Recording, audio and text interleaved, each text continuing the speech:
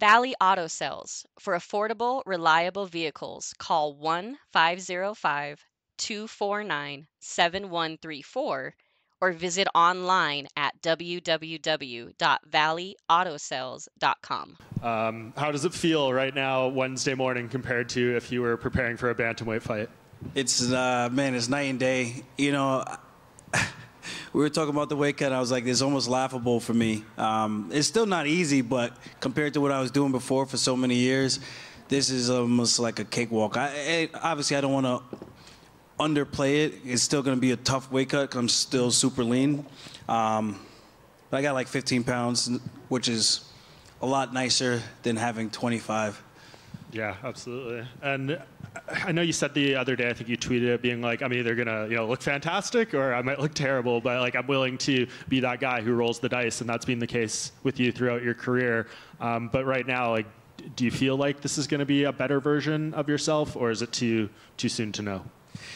We're gonna find out Saturday night. I really don't know. I think the training's been looking great. We've gotten a lot of good matchups in the training room, a lot of good feedback. I think all in all, we've been doing some really good stuff, and I'm proud of the work we put in, and I just got to go out there and perform, and I think if I do that, the best version of myself shows up. And I really always talked about this at 35, but I was a little bit more green back then. But there's a lot that I feel like I haven't been able to show in the octagon just because energy consumption, the weight cut. I think now we're going to get to see a lot more of the flashy stuff and get back to the real funk. And facing Calvin Kattar, who's long layoff, serious knee injury, you're never shy to throw an oblique kick, shoot for a takedown, things that you would assume would test the durability of his knee. Is that something you think about? Like, where is this guy going to be at physically?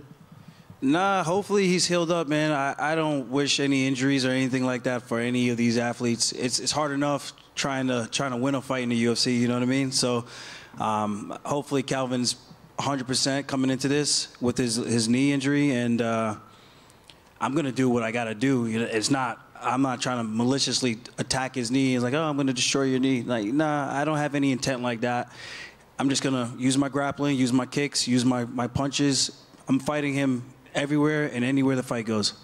And where does a win here kind of put you in this division, do you think? Do you think there's any chance with Max doing this BMF fight, Volkanovski potentially wanting to take some time off? Could you backdoor your way into a title shot with one win? I think so. I think if Max goes out there, he wins. I think I go out there and I win and I look good doing it. Ilya Topuria already said what he said. He said there's no challengers, so why not just skip the line instead of getting in the tough gauntlet of a queue. The UFC, they do what they want, right? So if they offer you a title fight, you'd be kind of crazy to tell them no. So if I go out there, do my job, I look good on a huge, massive card, I think the rest will take care of itself. Aljo here. Just even outside of fight camp, is just life better in general? Not having that massive weight cut to 135, even when you're not preparing for a fight. Yeah, stupid questions don't irritate me as much. So it's a lot nicer. I could talk to my friends and family. I'm in a group chat and they're like, "Wow, you're talking on a Monday?"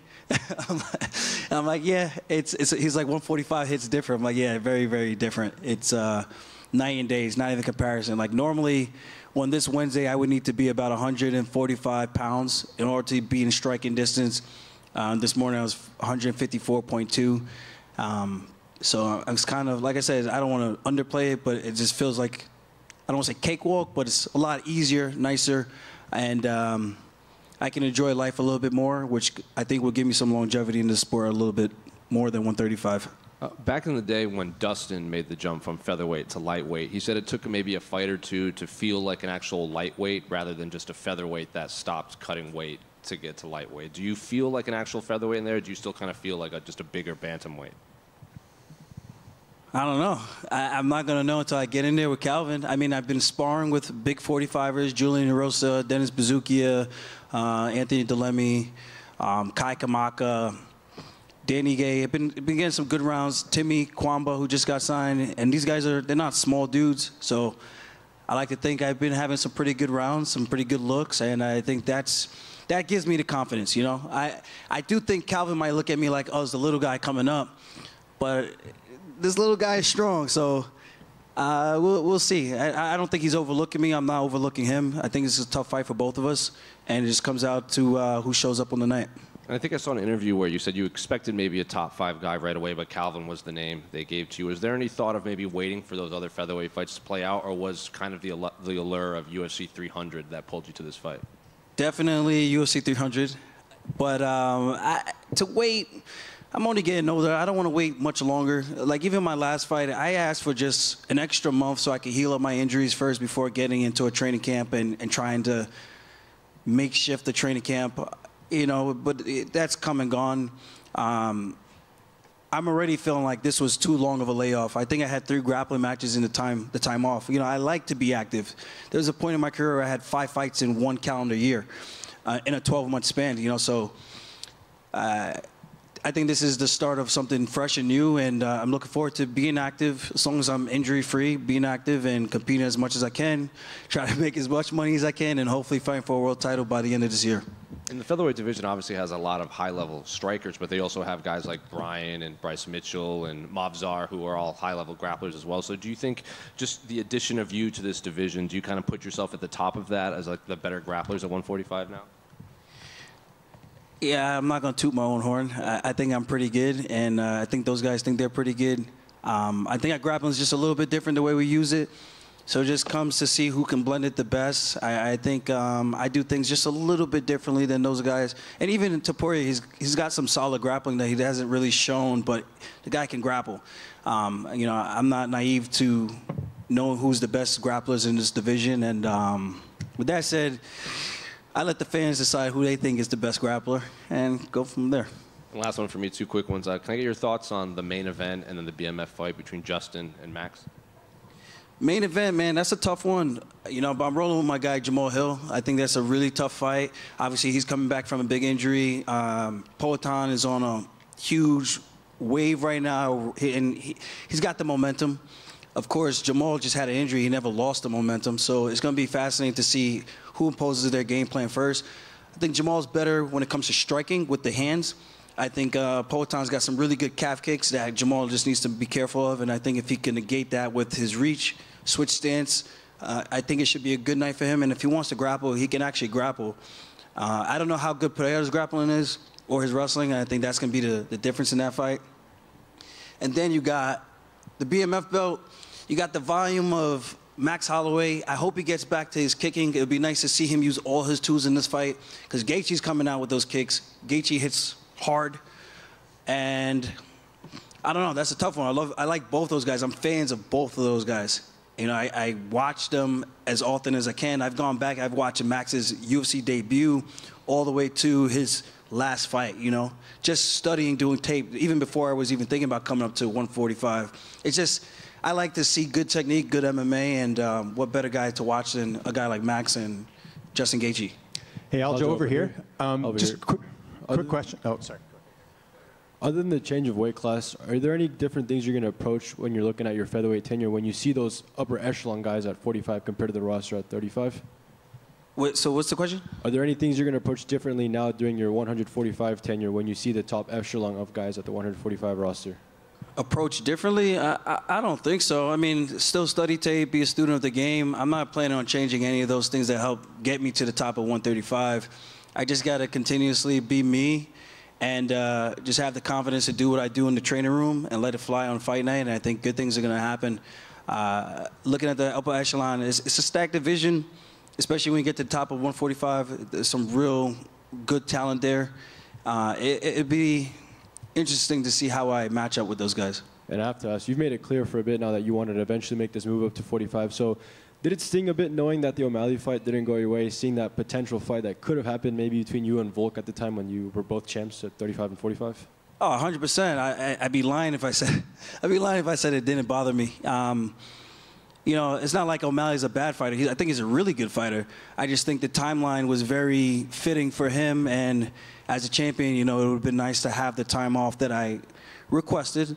But, you know, things happen behind the scenes, and at the end of the day, I signed a contract. I thought I could pull it off. I came up short, and the better guy won that night. So it is what it is. I would like to get that one back, especially if I can win the belt at 145. He's talking about I want to go get the jet and go to Spain. Like, bro, worry about Merab first, and let me worry about Calvin. If I get through Calvin and I can win the belt again, I would love to get that one back on that skinny guy. I would love to get that one back. Last one for me. You finally got your fight at the T-Mobile Arena that you've been wanting to do for a while now. So how did that feel, and obviously on this occasion at 300? To be on T-Mobile? Yeah. First time fighting T-Mobile. I fought at Mandalay Bay twice, my UFC debut. Ronda Rousey versus Sarah McMahon, Daniel Cormier versus Patrick Cummins. I'm pumped to be on this, man. This is an opportunity of a lifetime for a lot of people. There's a lot of eyeballs, a lot of attraction. A lot of people are going to be watching, tuning in. And if I go out there and I show out, it just opens up a lot more doors, even from what I have open now. And we all know how the sport is what have you done for me lately?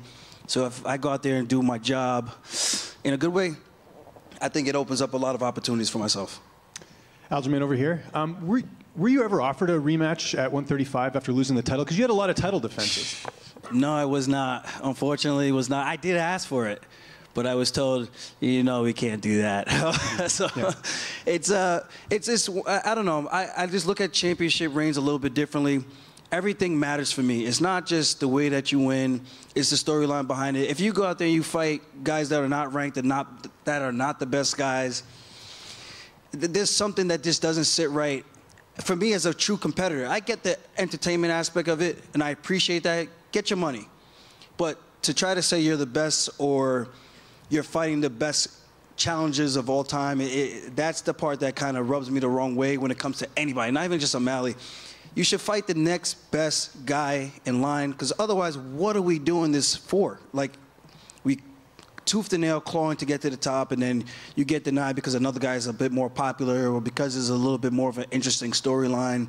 Like, I get the business side of it, but the athlete side of it, it stings a little bit, you know? So hopefully Merab rights the ship, which I think he will, and just go from there.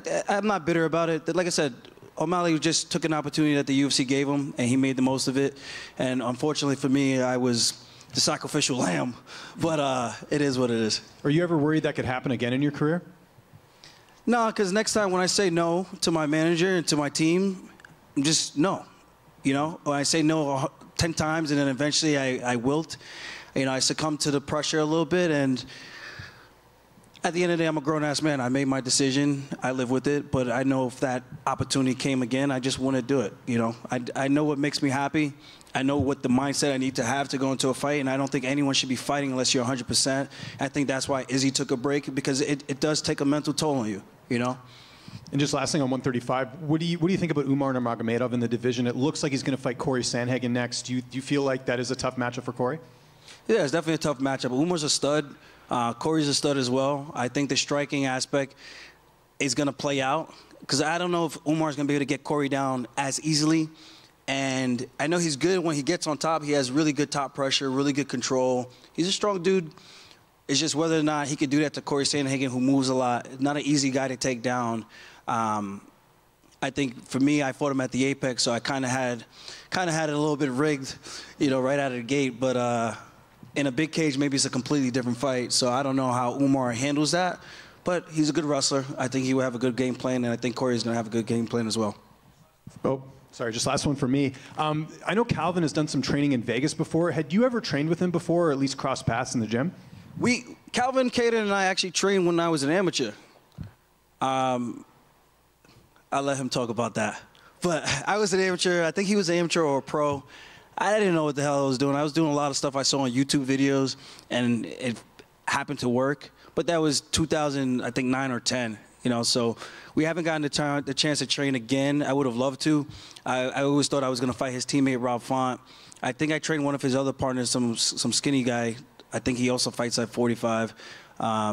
We had some light sparring in Nashville when Dennis Bazooki had made his UFC debut and I flew out.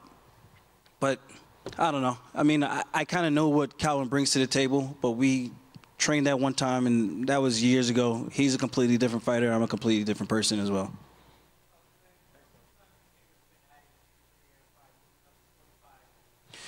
I mean, honestly, I think I could fight to 40 if I really wanted to, the way I'm feeling.